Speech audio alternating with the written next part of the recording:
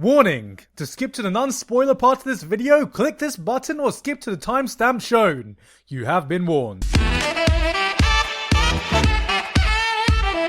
We open on our main man, Subaru. He's named after a car, so he probably hates his life, but apart from that, he's just a nerd outside on a full-on tracky suit. Fortunately, this is Japan, so no one thinks he's a fucking chav. He's on his way home before literally blinking his way into another world. He kept up with the winter anime season though, so immediately he's just like, fuck yeah, I'm in bloody Konosuba. After testing out some non-existent powers and making some meta commentary, he then gets mugged by a pirate, a K-pop star, and a mushroom. Though not before a little midget runs past to witness everything that's going on, stops, says, I'm kind of in a rush, and fucks off. Cheeky cunt. The mugging continues, but then they're stopped by Good Smile Company's newest figurine range along with the fluffy mascot.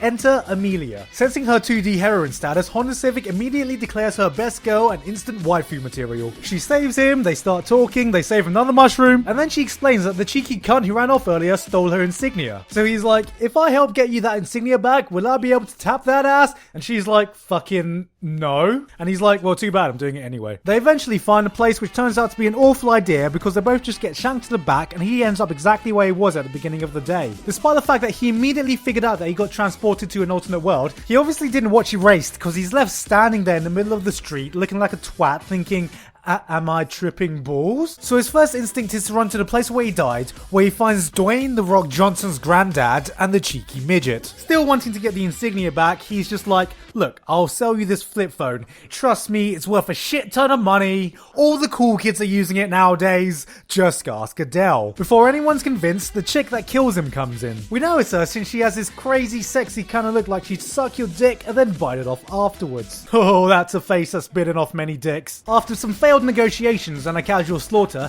he wakes up again and he's still like, why the fuck don't people die when they are killed? It takes another stab in the back by K-pop before hallelujah, he finally figures out the deal after his millionth respawn. Realizing at this point that his KDA is worse than G2's performance at MSI, he actually tries to plan out his next move. In the process, he runs into some bloke called Reinhardt whose character design screams, I'm some kind of badass. And also, I'm really hot, but is that really worth your dick, Elsa? Oh, it's those dick biting mouths again. She wonders why he's so scared of her because she can smell the fear in him, and he's just like, that's not fear, mate.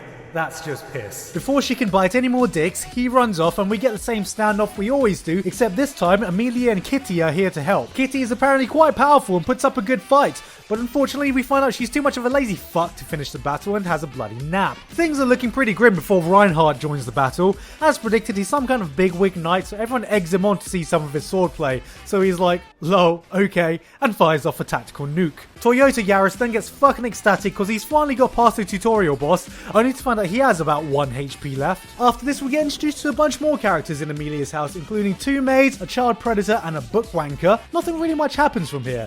Everyone's sassy, we find out Amelia's eligible for the throne, he gets along with the blue maid, he tells the red maid about the story of the red and blue ogre, she remarks that she's never seen red versus blue, and everything's all hunky-dory except for one night. Oh god, he's fucking stumbling around again and throwing up. He's obviously had one too many pints because he's fallen down again and forgot where he parked his arm. Realizing that someone's killing him off at the end of the week, he tries setting up a trap, and finally, it's revealed that it was Blue Maid all along. So this is White Fox's newest addition to their backlog of time travel shows of, you know, Steins Gate, but it's definitely one of the shows to look out for this season from a pretty good bloody season if you ask me. It revolves around our main protag, tracksuit wearing best car Subaru, as he tries to survive in this new fantasy world he's literally blinked his way into one day as he was doing the groceries. While he's seemingly just a normal kid with no skills or power compared to everyone else in this world, the main gimmick used by the show is the whole time loop thing where he essentially resets to a point in time every time he dies. And, well, call me a sucker for really enjoying plots with time loops in them, but that's what sold me on the show straight away. The way he uses the time loop to learn everything that will happen and plan his actions accordingly. I mean, sure, time loops are nothing new at all with shows like Steins Gate, Higurashi, and Outside Anime, Edge of Tomorrow, and of course Groundhog Day being the de facto standard. Don't forget about Harry! but it certainly hasn't been enough of a prominent gimmick that I would call it saturated either, especially in the anime medium. What differentiates it from the usual time loop concepts I've seen, apart from the fact that it's set in a fantasy setting, is that the way that the loops are structured seem to be more like he's stuck in a world with video game mechanics. Yes, I know the whole guy stuck in video game concept has been done to death by now, but I was actually talking about how instead of having a fixed time loop that he's constantly trapped in, the whole thing is structured more like a respawn point with checkpoints along the way, like watching one retard trying to stumble his way through Dark Souls for the first time. What? He's never done that before! What the fuck? There always seems to be a certain event that he has to complete before advancing through to the next checkpoint, whether it be defeating a boss or just surviving the week. Though what actually constitutes as a checkpoint and how far he can stray from the path he's taken still remains to be seen at this point in time. I also realized that viewing this show kind of said something to me as a gamer, since watching him trigger this OCD part of myself that would just want to kill myself and respawn if I couldn't get the optimal path to completing an objective. Though, you know, I can kind of understand not wanting to get your gut sliced open every time. There's not too much to say about the cast right now as it's still early on, but at the moment Subaru kind of reminds me of a younger Okabe Rintaro with his eccentric and all-around bright personality. His extensive knowledge of video games and anime means he can mostly understand the quirks and rules of the world he's transported into, often providing some meta commentary along the way, which the series uses to satire the whole fantasy genre he's in. Pretty much the rest of the female cast right now are your typical flavors of sweet and cute that all display some small kind of tsundere trait, which I don't really have an issue with cause, you know, if you haven't heard already, I fucking like tsunderes.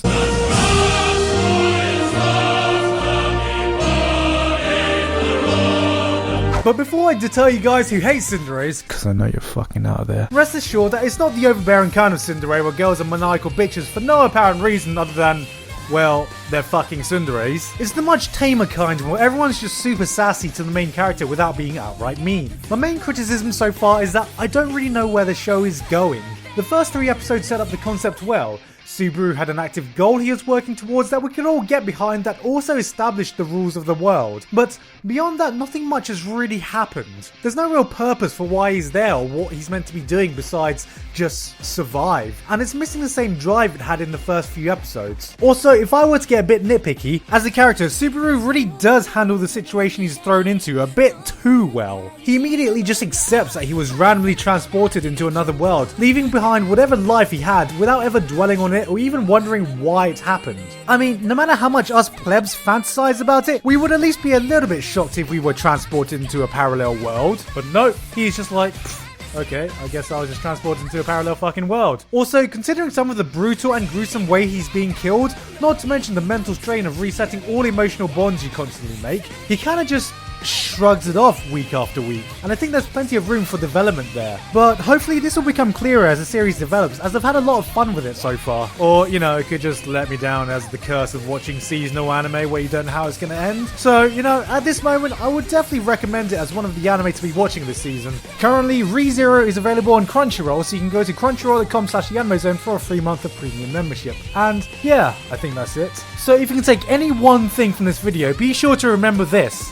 I fucking like tsunderes. Hey guys, it's Gigguk here. I hope you enjoyed this new format I'm trying out. If you have any comments or suggestions, then please leave it in the comments section below, since I'm experimenting a lot with my content right now. And if you're new here, be sure to check out my other stuff. Also, if you're going to ASA next week, I'll be posting a video with meetup details soon, so keep an eye out for that. But until then, I've been Gigguk, that was the Anime Zone, and I'll see you all next time.